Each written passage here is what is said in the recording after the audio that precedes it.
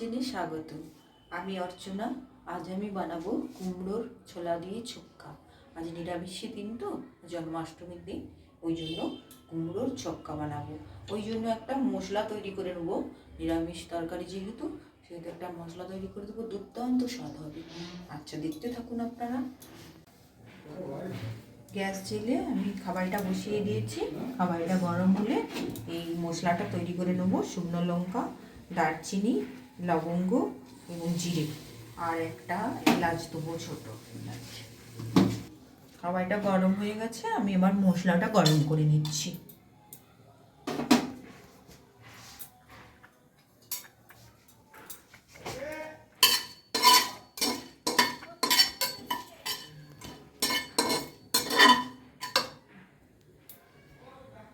মশলাটা হতে থাক, যতক্ষণ কুমড়ো এরকমভাবে কেটে নিয়েছি, আর আলু বড় বড় করে কেটেছি। ভাজা মশলাটা আমার গরম হয়ে গেছে, এবার ঢেলে নিচ্ছি। মশলাটা এবার তেল দিয়ে দিচ্ছি।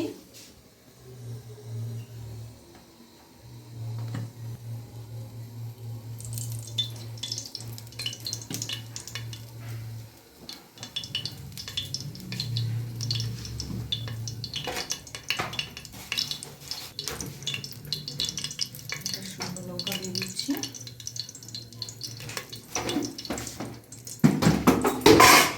শুকনো লঙ্কা দিয়ে দিয়েছি, জিরে দিয়ে দিচ্ছি একটু, আর একটু দারচিনির টুকরো দিয়ে দিচ্ছি।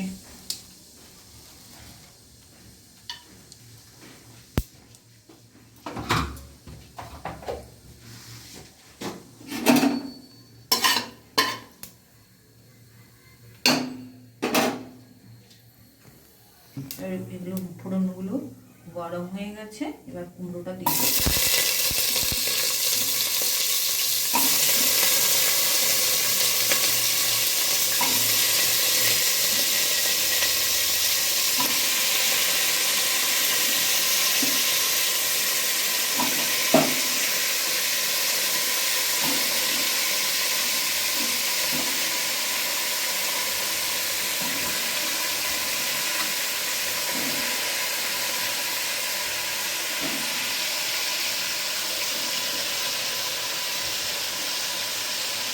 এটা হালকা আছে, আমি অনেকক্ষণ নাড়াচাড়া করবো। এতে নুন মশলা এখন কিচ্ছু দেবো না।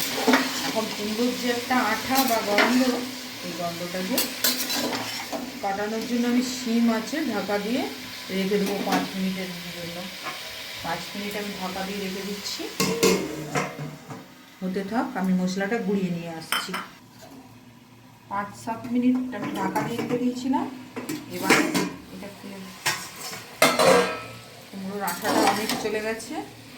এবার এতে নুন দেবো,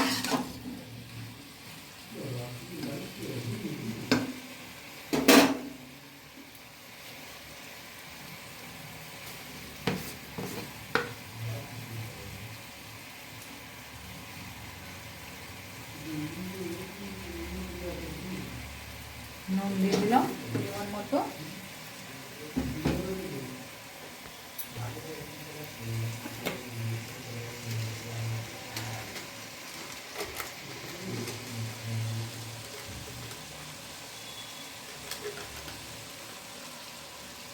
জিরে গুঁড়ো দিয়ে দিলাম 1 চামচ।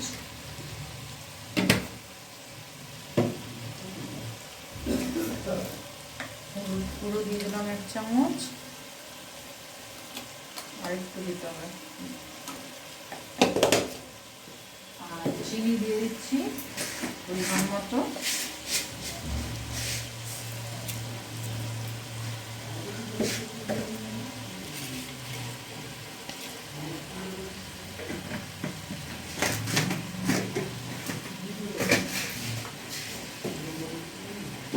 নিয়ে নিব।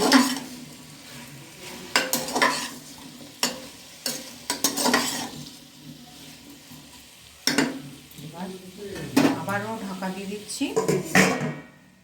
2 মিনিট ঢাকা থাক। 2 মিনিট ঢাকা দেওয়া ছিল, খুলে দিচ্ছি।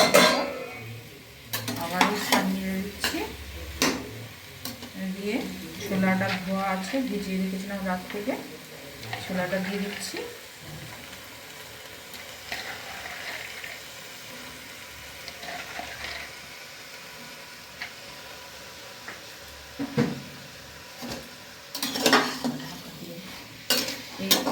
রান্নাটা পুরো শিম আঁচেতেই হবে, এটাতে কোনো আর ফুল আঁচ হবে না। আবারও ঢাকা দিয়ে দিচ্ছি, ঢাকা দিয়ে 5-10 মিনিট থাক, একদম লো আছে।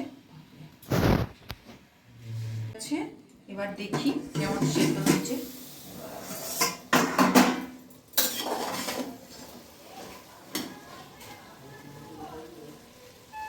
আলুও সেদ্ধ হয়ে গেছে, কুমড়োও সেদ্ধ হয়ে গেছে, রেডি হয়ে গেছে আমার কুমড়োর ছক্কা। এবার যে মশলাটা বানিয়ে রেখেছিলাম ওই মশলাটা আমি ছড়িয়ে দেবো।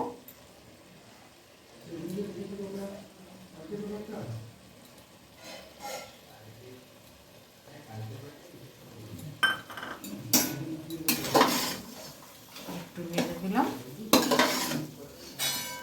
বলবো কেমন হয়েছে একটু দেখো আমার কুমড়োর ছক্কাটা।